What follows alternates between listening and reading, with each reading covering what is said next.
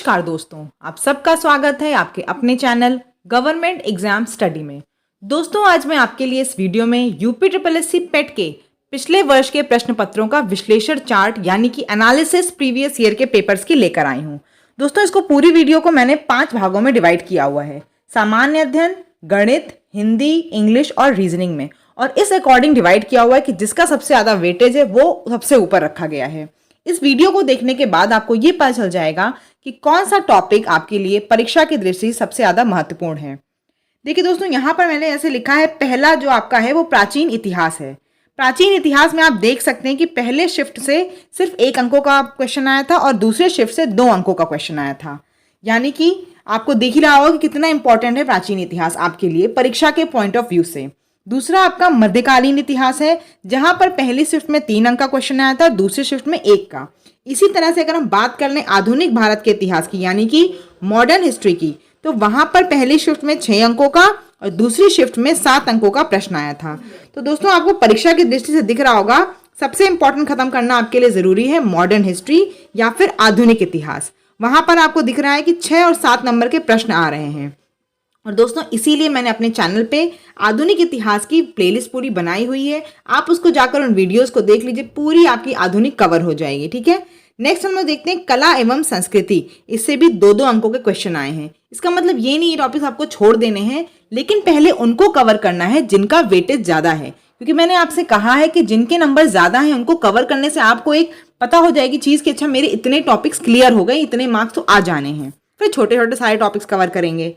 देखिए, भारत का भूगोल भी इंपॉर्टेंट है, उसके भी 6-6 अंक हैं, है ना। दोनों शिफ्ट में 6-6 अंकों का आया था।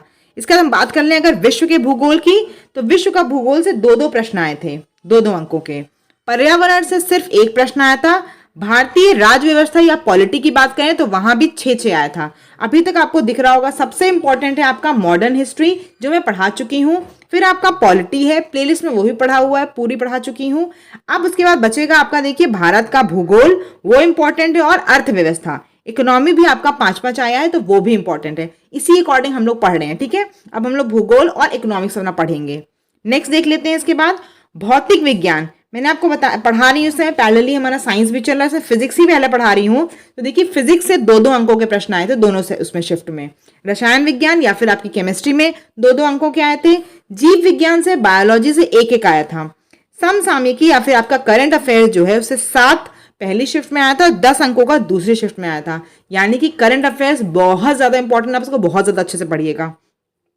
विविध से दोस्तों पहली शिफ्ट में 6 और दूसरी शिफ्ट में 3 क्वेश्चन आए थे। यानी कि कुल जो है आपका देखेंगे अगर, तो आपका जो जीएस है वो 50 अंकों का है। ठीक है, सबसे ज्यादा वेटेज अगर आप देखेंगे तो जीएस की 50 अंक पूरे आपको जीएस से मिलते हैं। तो जीएस आपको बहुत अच्छे से पढ़ के जानी, इसकी प्रैक्टिस सेट देखिए मैं इसीलिए हमेशा कराती हूँ, उनको भी कर लीजिएगा। नेक्स्ट देखते हैं हम लोग गणित पे आते हैं।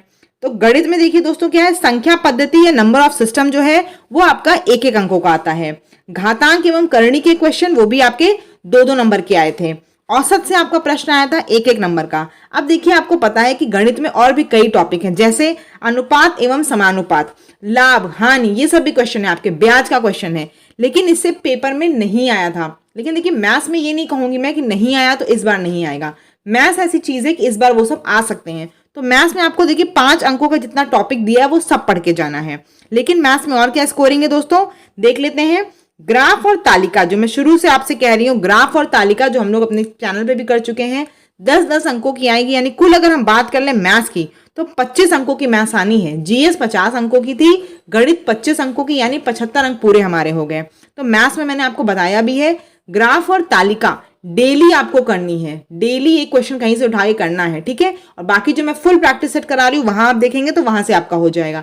लेकिन डेली आपको ग्राफ तालिका करना है, क्योंकि 10 अंकों का ये है, यानी 20 नंबर पूरे मिल रहे हैं इससे, तो 25 अंकों की पूरी मैथ्स आती है। नेक्स्ट देख लेते हैं हम लोग सामान्य हिंदी। सामान्य हिंदी में दोस्तों जो आपका अपठित गद्यांश वाला सेक्शन है वो 10 नंबर का आता है। पर्यायवाची शब्द 1-1 नंबर के आए थे। विलोम शब्द 1-1 अंकों के आए थे। मुहावरे आपके 1-1 अंकों के आए थे। और वाक्यांश और वर्तनी ये भी 1-1 अंकों का आया था। यानी कि आपको हिंदी में ये बात समझनी है दोस्तों, अपठित गद्यांश तो आपको रोज करने हैं, 10 अंक वहां से सिक्योर होंगे। बाकी आपको उसके बाद दोस्तों पर्यायवाची, विलोम, मुहावरे, वाक्यांश के लिए 1 शब्द और वर्तनी, इतने टॉपिक्स पहले आपको किसी स्टैंडर्ड बुक से मैंने बहुत बार आपको बेस्ट बुक्स बता चुकी हूँ। अपनी कोई भी बुक से उठा के जो भी आपके पास है, उससे पहले आपको ये 5 टॉपिक कवर करने हैं, फिर किसी और टॉपिक को पढ़ना है, ठीक है। जब ये क्लियर हो जाएंगे तब आप दूसरे टॉपिक पढ़ेंगे। तो यहाँ से दोस्तों देख रहे हैं कि 15 अंक आपके हिंदी से आ रहे हैं। नेक्स्ट देख लेते हैं, इंग्लिश की बात कर लेते हैं। तो इंग्लिश में सिर्फ 3 चीजें आई थी, 3 आपके क्वेश्चन थे कॉम्प्रिहेंशन पे, फर्स्ट शिफ्ट सेकंड शिफ्ट दोनों में। एंटोनिम का एक प्रश्न था और सिनोनिम का एक प्रश्न था, ठीक है। यानी कि कुल 5 नंबर की इंग्लिश है आपकी, जिसमें से आपका कॉम्प्रिहेंशन का वेटेज ज्यादा है और एंटोनिम सिनोनिम आपको पहले पढ़ने किसी भी बुक से, जो बुक आपके पास हो। नेक्स्ट देख लेते हैं, उसके बाद आखिरी जो हमारे पास है वो क्या है दोस्तों, रीजनिंग। तो रीजनिंग दोस्तों कितने अंकों का आता है, सादृश्यता परीक्षा जो है वो 1-1 अंकों का है। कोडिंग डिकोडिंग भी आपका 1-1 अंकों का आता है। और रक्त संबंध आया था, ब्लड रिलेशन भी 1-1 अंकों का आया था। कैलेंडर भी आपका 1 अंकों का आया था और वर्गीकरण परीक्षण भी आपका 1 अंक का आया था। यानी पूरी रीजनिंग जो है आपकी ये भी 5 अंकों की है। यहां पर खाली आप देखिए दोस्तों, ये ध्यान दीजिएगा, जैसे मैंने बताया आपको कि जो आपकी जीएस है, मैंने बताया ना आपको, जीएस आपकी 50 की आएगी, ठीक, उस हिसाब से पढ़िएगा। मैथ्स आपकी 25 की आ रही है और हिंदी आपकी 15 की आ रही है। बाद में आपकी देखिए इंग्लिश 5 नंबर की है और रीजनिंग भी आपकी 5 नंबर की है। तो बस आपको ये ध्यान देना है इसमें दोस्तों, जैसे किसी किसी की इंग्लिश में होता है ज्यादा इशू, तो पहले आप अपनी रीजनिंग में कॉन्फिडेंस ला लीजिएगा कि ये 5 नंबर तो आपके पक्के हो जाए, फिर आप इंग्लिश पे जाइएगा, एंटोनिम सिनोनिम वगैरह पे, ठीक है दोस्तों। अगर आपको ये वीडियो अच्छी लगी हो, चैनल को सब्सक्राइब जरूर करिएगा। और जो चीजें मैं कह रही हूँ कि चैनल पे डेली पढ़ाई जा रही है, प्लेलिस्ट में जाकर उन सबको देख सकते हैं आप। जो प्रैक्टिस सेट करा रहे हैं उनको भी आप डेली करिए। धन्यवाद।